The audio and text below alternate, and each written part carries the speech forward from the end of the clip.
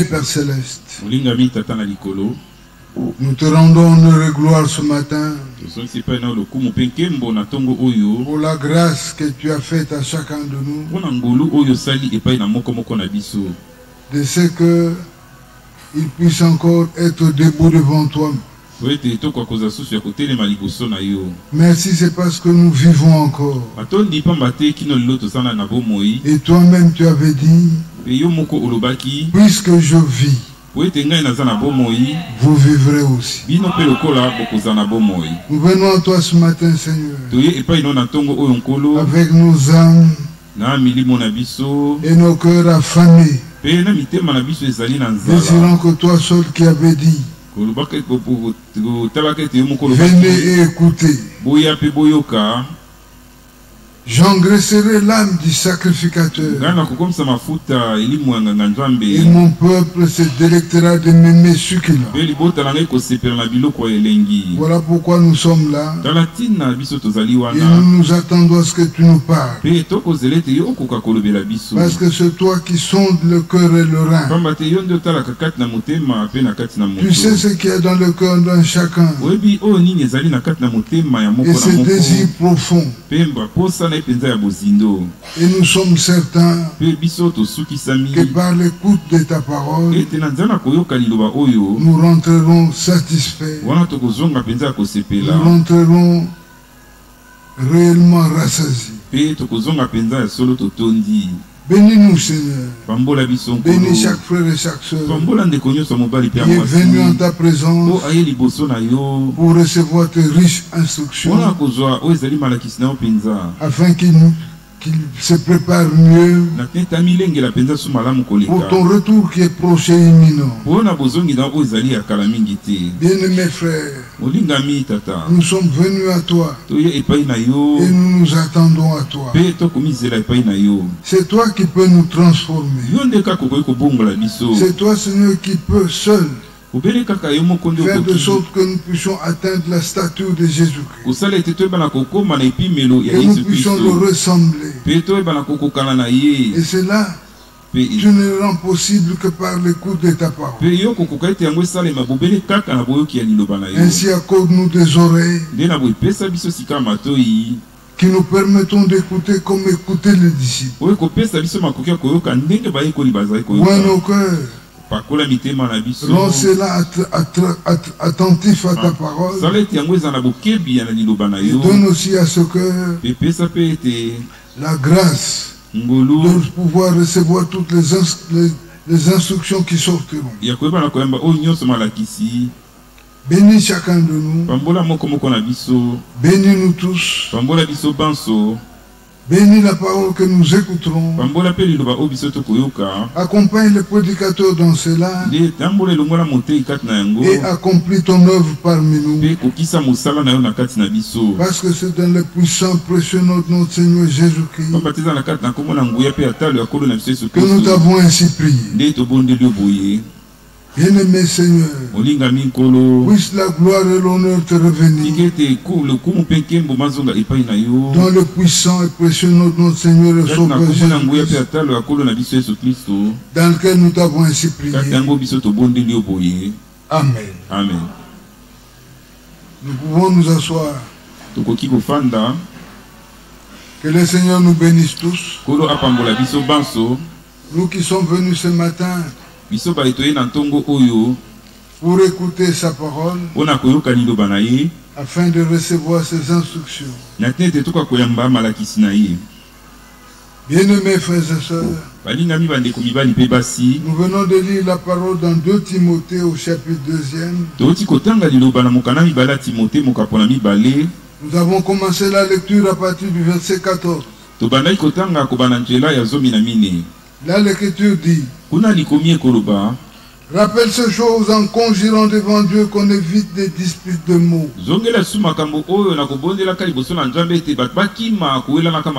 qui ne servent qu'à la ruine de ceux qui écoutent. Efforce-toi de te présenter devant Dieu comme un homme éprouvé, un ouvrier qui n'a point à rougir, qui dispense droitement la parole de la vérité. Évite les discours vains et profanes, car ceux qui le tiennent avanceront toujours plus dans l'impiété.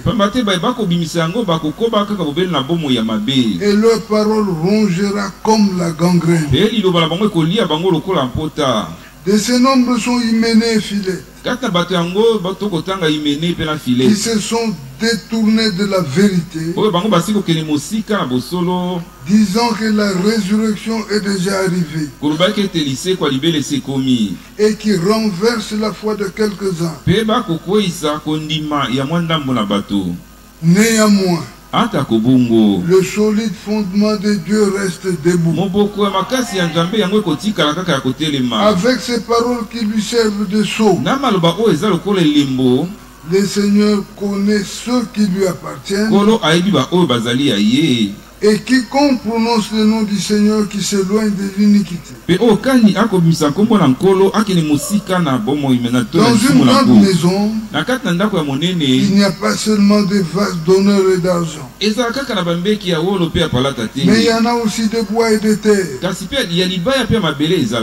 Les uns sont des vases d'honneur et les autres sont d'un usage vil. Si donc quelqu'un se conserve pur en s'abstenant de ces choses, il sera un vase d'honneur, sanctifié, utile à son maître, propre à toute bonne œuvre. Verset 22. Oui, les passions de la jeunesse, et recherche la justice, la foi, la charité, la paix, avec ceux qui invoquent le Seigneur d'un cœur pur. Que le Seigneur bénisse sa parole, et qu'il bénisse aussi chacun de nous. Bien-aimés mes frères et sœurs, c'est un texte merveilleux que le Seigneur nous a adressé ce matin. Je ne pensais pas à moi-même pouvoir parler dessus. J'ai médité autre chose, mais j'arrive là, le Seigneur me contraint pour pouvoir parler sur ça. Paul parle à Timothée, après avoir dit beaucoup de choses. Maintenant il lui dit, rappelle ces choses en conjurant devant Dieu qu'on évite les disputes de mots. Ça ne sert à rien. Ça ne nous avance pas dans la foi. Mon frère, il a dit ça. Ça ne nous avance à rien. Parlons des choses utiles. Et ces disputes-là ne servent qu'à la ruine de ceux qui les Nous venons ici pour que le Seigneur nous parle. Que le Seigneur nous instruise. L'Écriture dit, de vos yeux à vous, pas ceux d'un autre, mais vos yeux à vous verront qui vous instruit. Ce n'est pas qui vous édifie. Bien-aimés frères, je peux ici choisir au hasard un frère ou une soeur. Il vient ici, il va vous édifier. Il va vous édifier. Mais vous instruire, il faut qu'il ait un don de Dieu.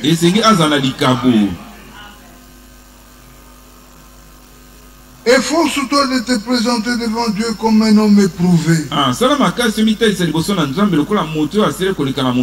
Paul le disait à Timothée. Parce que Timothée était un ministre de l'évangile. Le ministre de l'évangile a pour tâche de pouvoir dispenser droitement la parole. Pas seulement la parole, mais la parole de la vérité. Et surtout en ce temps dans lequel nous vivons, cette recommandation est possible. Parce que le Seigneur seul a pris soin de nous envoyer son prophète. Le prophète Branham est venu avec la parole. Une parole éprouvée. Et après son départ, il a suscité un ministère d'enseignant. Pourquoi? C'est pour que les choses... Vous savez, les prophètes parlent dans un ordre dispersé. Nous prenons l'exemple du prophète Ésaïe. Ésaïe reçoit des prophéties, des visions de la part du Seigneur. Dans Ésaïe 7, au verset 14, il dit là-bas, nous pouvons dire ça. Dans Isaïe 7, verset 14. L'Écriture dit là-bas. Oh.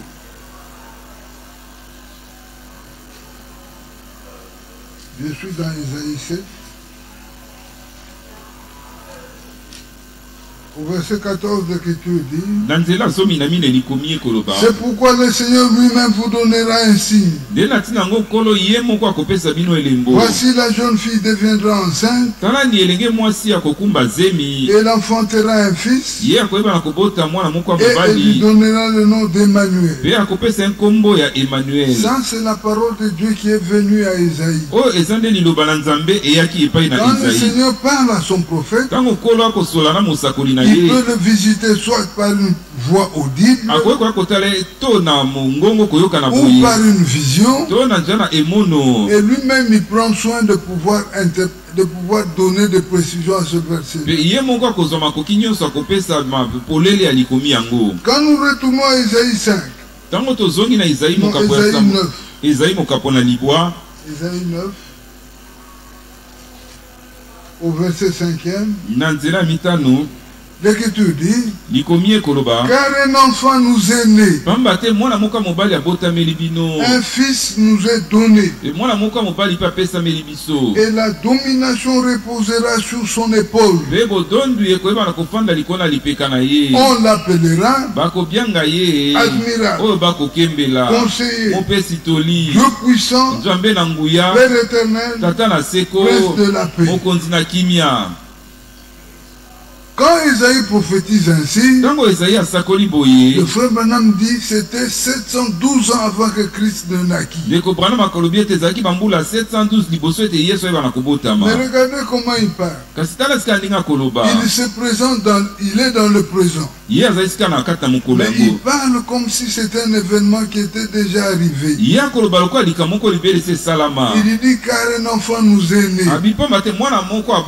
Mais quand il parlait là, Jésus-Christ n'était pas encore né. C'est la manière de parler d'un prophète. C'est ainsi que dans Matthieu 23, l'Écriture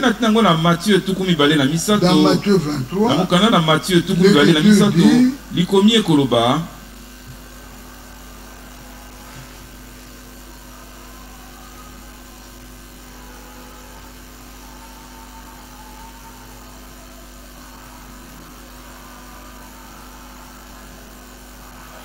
au verset 34, l'Écriture dit: c'est pourquoi voici je vous envoie des prophètes. Après les prophètes, il y a des sages et des scribes. Quand le prophète arrive, c'est sur ordre de Dieu. Maintenant, quand Dieu termine avec un prophète, l'Écriture dit, celui qui vient après, ça doit être un sage ou un scribe. Mais c'est ce que nous vivons. Quand le Seigneur a envoyé William Branham, William Branham a fait son temps. William Branham a agi selon la grâce de Dieu. Ce n'est pas un homme qui a échoué à son message. Il a fait le temps que le Seigneur lui avait imparti. Il n'est pas allé trop tôt. Il n'a pas quitté la scène trop tard. Il a fait exactement le temps que Dieu voulait qu'il fasse. Il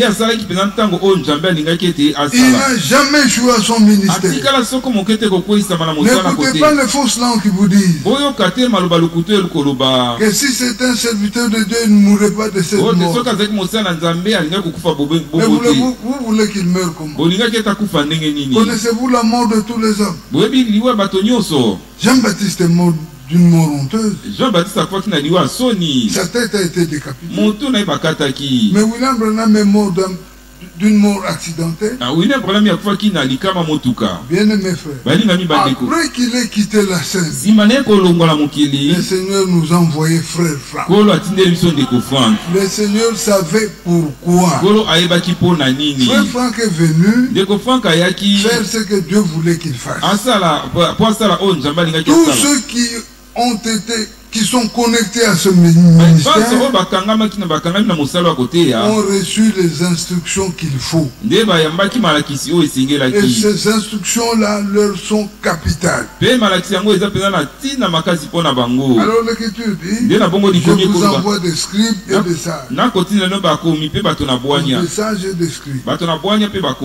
Bien aimé frère, frère Franck c'est un scribe. Il est aussi un homme sage.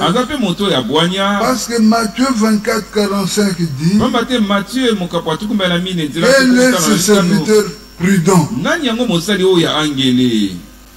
C'est prudent et quoi? Fidèle. Et fidèle. Que son maître a établi sur d'autres serviteurs.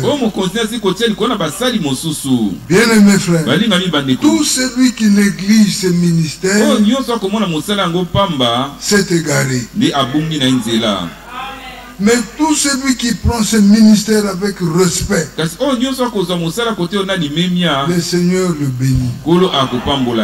Alors l'Écriture dit, nous rentrons là dans 2 Timothée, là où nous étions, il dispense droitement la parole. Donc aujourd'hui, cela est possible. Dispenser droitement la parole équivaut à parler sans erreur. Aujourd'hui, nous pouvons parler sans erreur. Et le Seigneur, là où il est, il est ça, c'est moi. Bien aimé frère, nous touchons vers la fin. Et le Seigneur est en train de perfectionner son œuvre. Le Seigneur est en train d'achever son œuvre. L'Écriture dit là-bas, dans 2 Timothée, là où nous étions,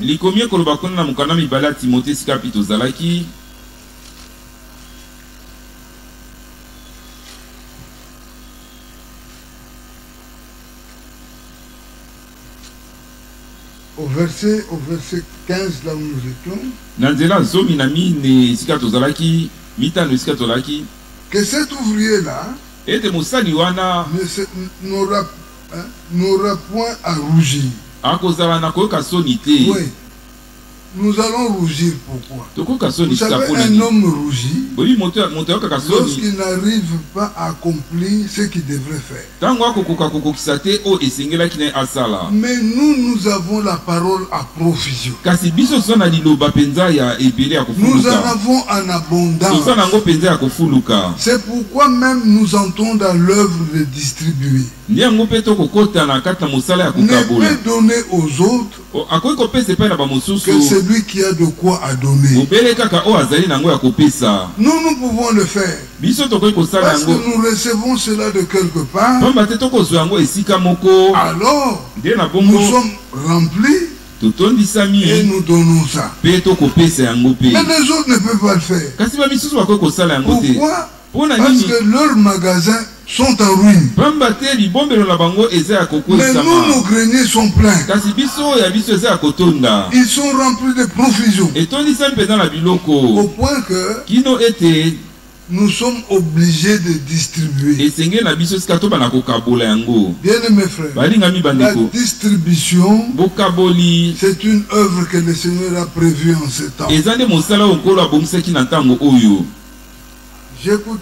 J'ai suivi un jour un certain prédicateur qui vit à la 7e rue. Vous le connaissez. Il a écrit sur le mur de son église. La nourriture distributive. Moi je me demande, qui lui a dit ça? Lui-même est sec. Quand tu l'écoutes, il est plein dans la confusion. Il a une confusion pleine. Au point qu'il s'est fait appeler homme chandelier. Bien mes frères, un homme ne peut jamais être un chandelier. Le chandelier, c'est autre chose. Aujourd'hui, le chandelier pour nous représente le 7 âges de l'église.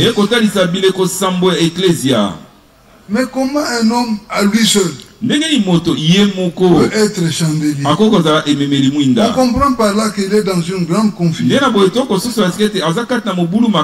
Mais quand tu es dans la confusion, sois honnête et sincère, approche-toi des gens qui peuvent t'aider. Mais lui ne le veut pas. Il veut seulement évoluer dans cette cacophonie pour commencer à troubler les autres, et ce faisant, se faire beaucoup d'argent. Bien aimés frères, nous ne servons pas le Seigneur pour l'argent. Non. William Branham, de qui nous avons hérité la parole,